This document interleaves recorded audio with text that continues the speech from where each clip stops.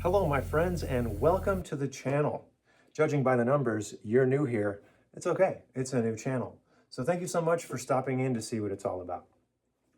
I've debated doing this video for a long time, but I just couldn't avoid it any longer. I don't think there will ever be a better video that explains what this channel is all about. So without further ado, this is why Trump won and what to do next. To all my Democrat friends out there, these are the major reasons why I believe Trump won and what we need to do next. First of all, let's just take a collective breath, okay?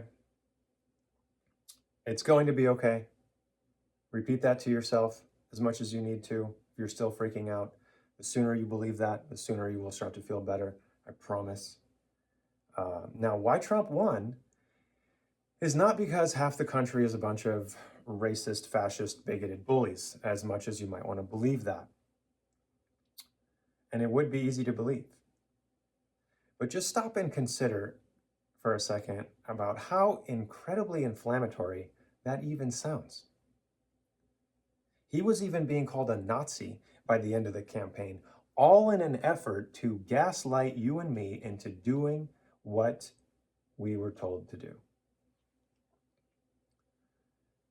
I've thought a lot about bringing politics into this channel, and I didn't want to do it because, as we all know, politics, like religion, is a divisive topic. You know, people get heated, start yelling at each other. It doesn't end well.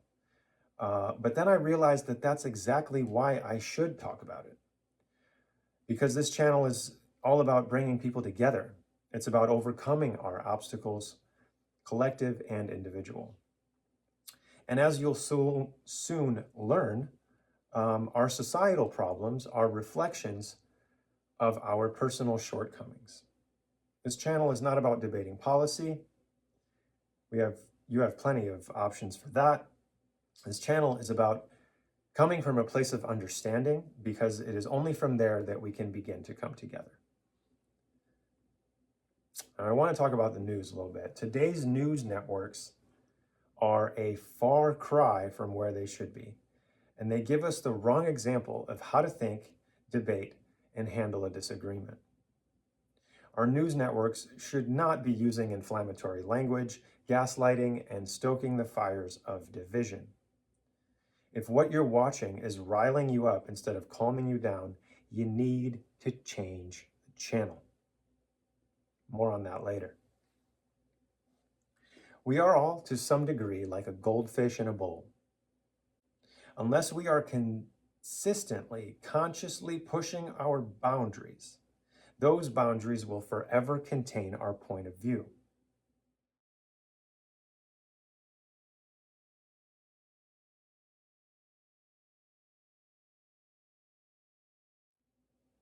If you are only listening to one side, you will start to think, feel, and act like they want you to.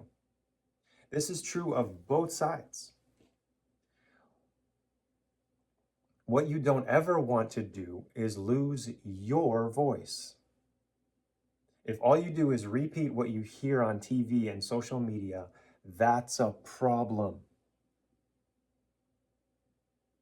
Over time, we don't even realize how our viewing choices limit our perspectives. An easy example of this is the racist narrative.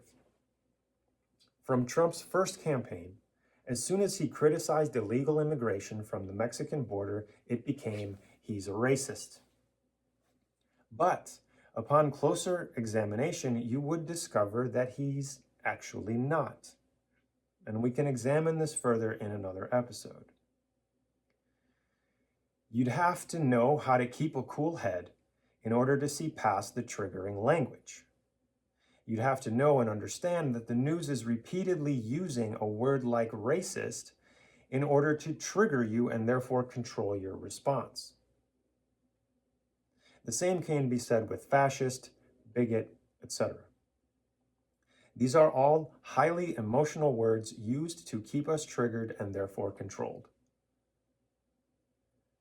And that's why they so desperately use these same words over and over and over again. He's a racist. he's a fascist, he's a bigot. Meanwhile, these accusations get less and less effective. Why?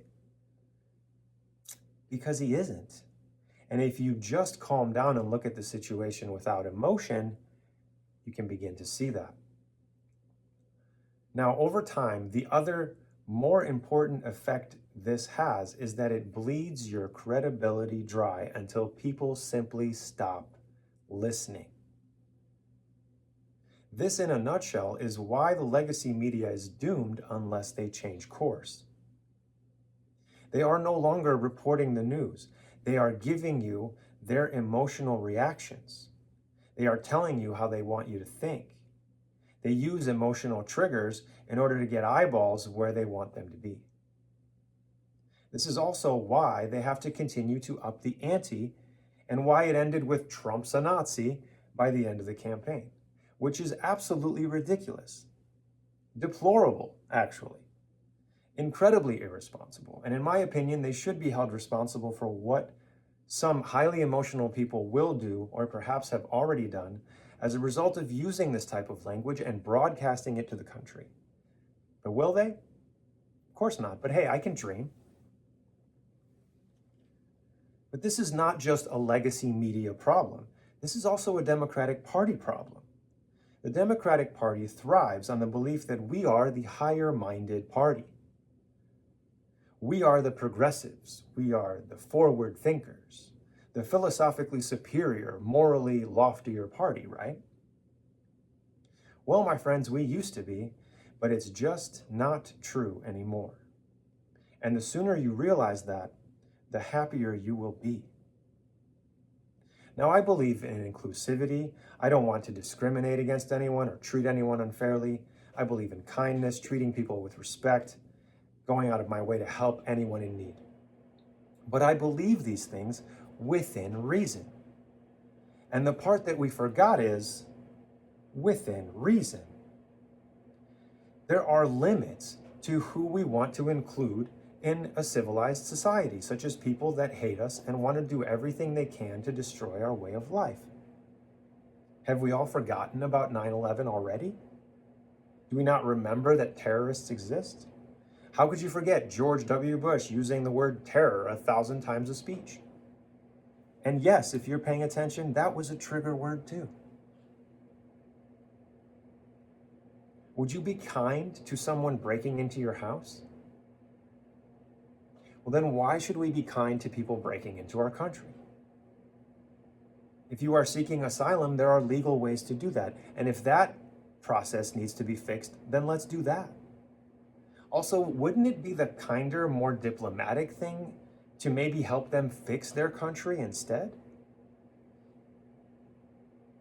There are also limits to our hospitals, clinics, police stations, prisons, etc. Do you really want to pay more in taxes to take care of people that have no interest in contributing to our country? Well, maybe they do want to contribute. Great, maybe they do. But don't you think that maybe we should find that out before we let them in? Okay, enough about that. Here's the number one problem with not only the Democratic Party, but the democratic philosophy as a whole.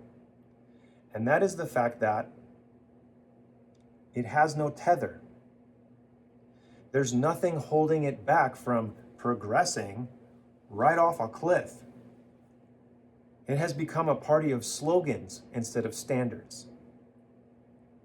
And the most glaring example of this is actually the debate over women's rights that no one seems to be talking about.